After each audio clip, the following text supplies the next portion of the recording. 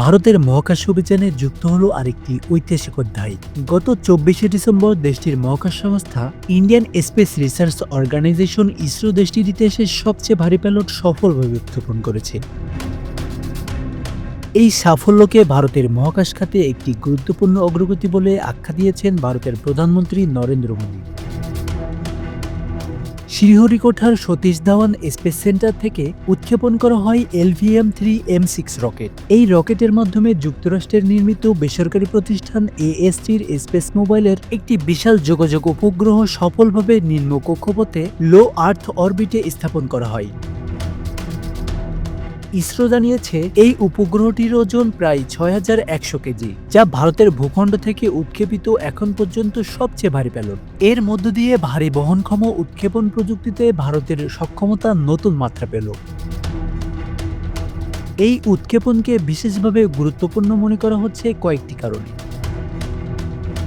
প্রথমত, তুলনামূলক কম খরচে ভারী বাণিজ্যিক উপগ্রহ উৎক্ষেপণের সক্ষমতা বিশ্বকে দেখিয়ে বৈশ্বিক মহাকাশ বাজারে ভারতের অবস্থান আরও শক্ত হল।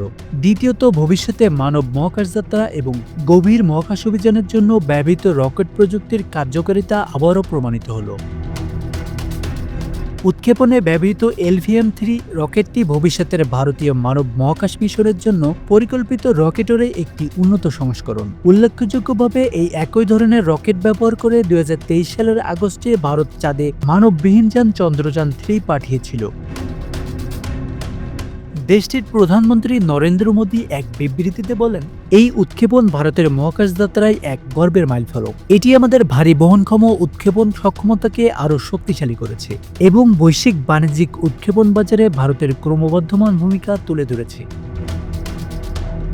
বিশ্বজুড়ে ফোন, ইন্টারনেট ও আধুনিক যোগাযোগ ব্যবস্থার জন্য বাণিজ্যিক উপগ্রহের চাহিদা দ্রুত বাড়ছে। সেই বাজারে বড় অংশীদার হতে চায় ভারত, আর এই ধরনের উৎক্ষেপণ সেই লক্ষ্য পূরণের পথ আরও প্রশস্ত করছে।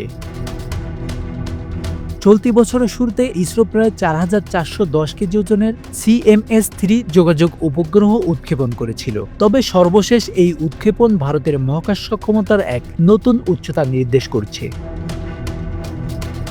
বিশ্বের সবচেয়ে জনবহুল দেশ ভারত গত এক দশকে মহাকাশ খাতে অভাবনীয় অগ্রগতি অর্জন করেছে। কম খরচে উন্নত প্রযুক্তির মাধ্যমে দেশটি এখন প্রতিষ্ঠিত মহাকাশ শক্তিগুলোর সঙ্গে সমান তালে প্রতিযোগিতা করছে।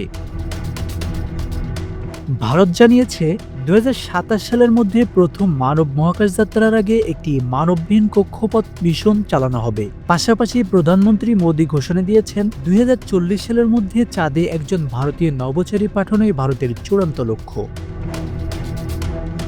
মহাকাশে এই সাফল্য শুধু প্রযুক্তিগত অর্জন নয়, বরং বৈশ্বিক শক্তি হিসেবে ভারতের উত্থানের আরেকটি স্পষ্ট বার্তা।